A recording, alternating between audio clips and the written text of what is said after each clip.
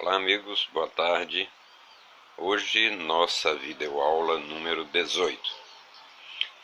Tomara que o assunto escolhido para a nossa abordagem hoje seja do gosto de vocês aí.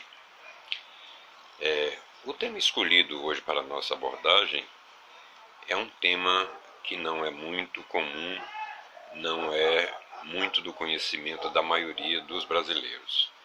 Isso porque esse tema, quase sempre não é nem citado nas nossas gramáticas. E essa, inclusive, foi a razão maior da nossa escolha para a sua abordagem hoje. Estamos falando de semântica e alguns casos de dificuldade semântica. O que vem a ser a semântica? A semântica é um dos 4 segmentos da nossa língua portuguesa e a semântica, é a parte da língua que se incumbe do estudo do sentido das palavras e da alteração de sentido que muitas palavras pode passar a sofrer de acordo com diferentes contextos. Como nós sabemos, na nossa língua, muitas são as palavras que mudam de sentido a depender da situação ou do contexto. Apenas para ilustrar, só citando como exemplo a palavra cabo. Quando nós usamos esse termo, ele pode ter vários sentidos. Eu posso estar, com a palavra cabo, eu posso estar me referindo a uma parte de uma vassoura, por exemplo. Posso estar me referindo a uma graduação militar, aquela que vem, parece que depois de soldado. Posso estar me referindo a um dos acidentes geográficos, enfim. Então, a este exemplo se somam vários outros que vêm a mostrar que cada palavra da nossa língua, ou grande parte pelo menos dela, tem diferentes sentidos a depender da situação.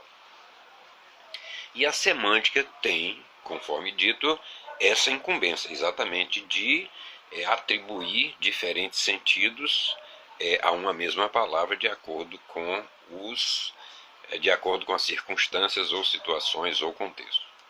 E nós selecionamos aqui alguns pares de palavras sobre os quais reside algum tipo de dúvida interpretativa e que provoca às vezes um mau emprego dessas palavras por parte de alguns de nós brasileiros. Vejamos quais são esses pares de palavras. Furtar e roubar. Quando, para nós, ou pelo menos a grande maioria dos brasileiros, furtar e roubar são exatamente a mesma coisa. De uma certa forma, faz sentido essa interpretação, já que tanto furtar quanto roubar indicam o ato de ser tomado algo de alguém, né? De ser subtraído, de ser tomado, enfim. Mas, entre os dois termos, há um pequeno detalhe que diferencia um termo do outro. É o uso ou não de violência. Quando há a retirada de alguma coisa de alguém, mas sem uso de violência ou de intimidação, nós dizemos que há o furto. E quando há o emprego de algum tipo de violência, seja uma faca, um revólver ou até uma intimidação física, aí nós já temos o roubo. Então vamos dar um exemplo característico de cada um desses dois termos. Imaginemos a situação de alguém que vai andando pela rua com um celular no bolso de trás da calça. E um determinado delinquente vai lá, ao ver esse volume aqui na parte de trás da roupa, vai lá e pega, sem que o dono do celular perceba, pega o celular e sai correndo. O que houve aí? Houve um roubo? Não houve o roubo.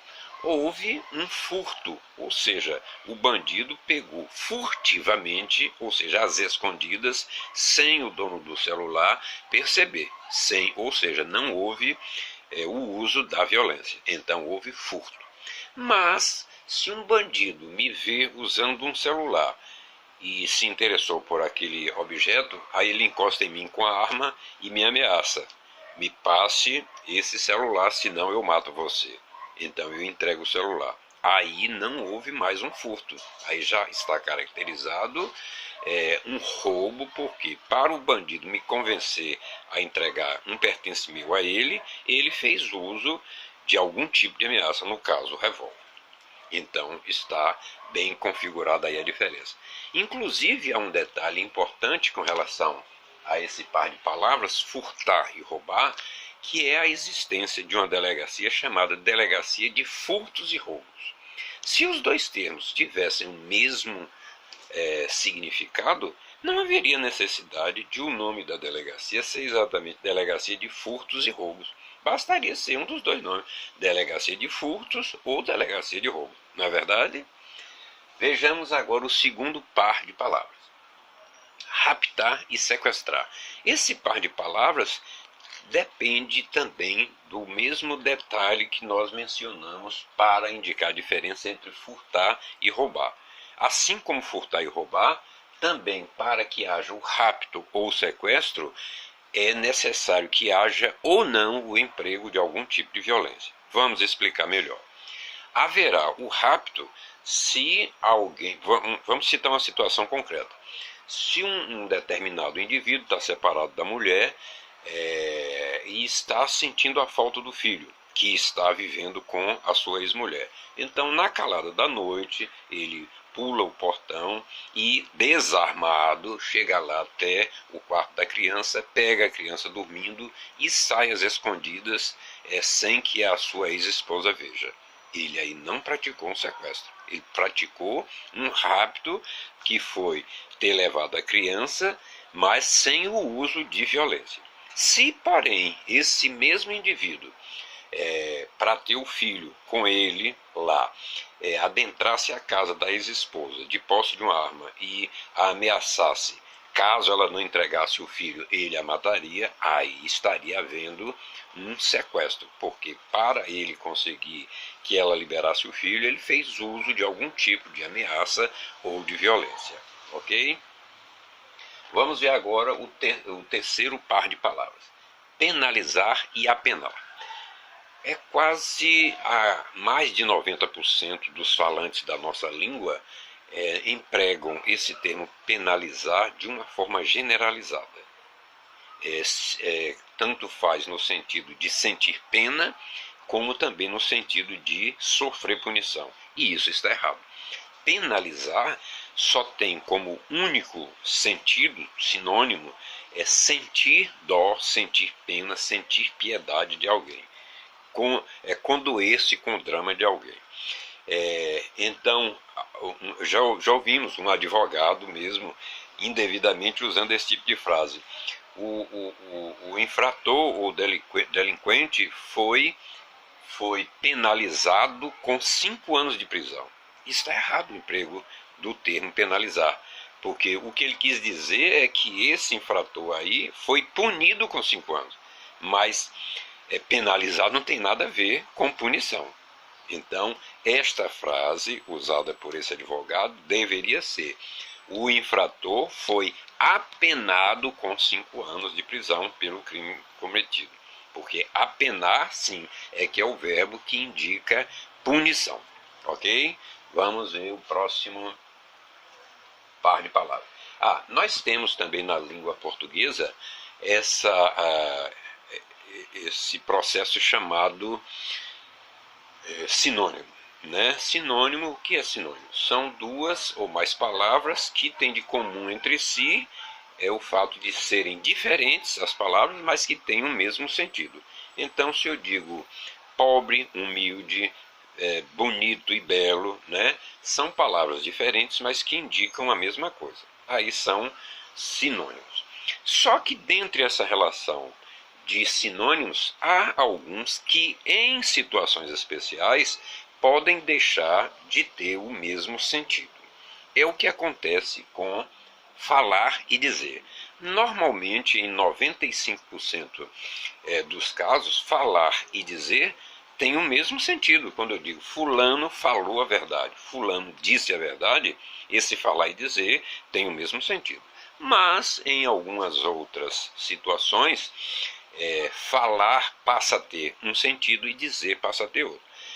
Vamos dar só como exemplo aquele caso daquela fábula da rã com o escorpião, em que o escorpião, por não saber nadar, quer atravessar o rio para fugir do incêndio e pede ajuda à rã para atravessar o rio, né? Levando-o nas costas. Então a rã responde para ele. E aí a história diz: a rã falou e disse: eu não confio em você. A rã falou e disse. Esse falou dessa frase não tem o mesmo sentido da palavra disse, da forma verbal disse. Falou aí quer dizer usou a fala ou usou a voz, né, para se comunicar.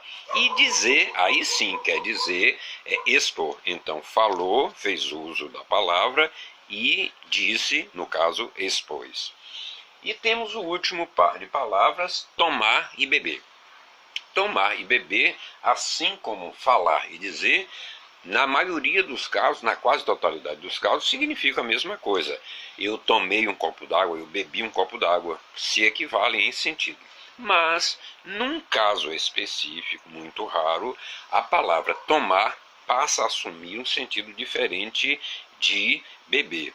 É aquele caso de um padre que no meio da missa, né, ao levantar o cálice, sugerindo o sangue de Cristo, ele diz: tomai todos e bebei. Tomai nessa frase aí não quer dizer bebei, né? Quer dizer pegai ou apanhai, no caso esse cálice. E bebei, bebei sim, que quer dizer ingira, né? Ingira essa água ou bebei essa água. Então, em resumo, amigo, é isso. É um assunto, a semântica é um tema muito importante e que devemos ter um domínio, pelo menos mínimo, dele para não cometermos erros gramaticais grosseiros, né? Tamanha a sua importância que hoje foi apenas o primeiro dentre muitos outros encontros que teremos para voltarmos a falar sobre esse tópico. Naturalmente que sobre outros assuntos, mas todos eles voltados para a semântica, tá bem?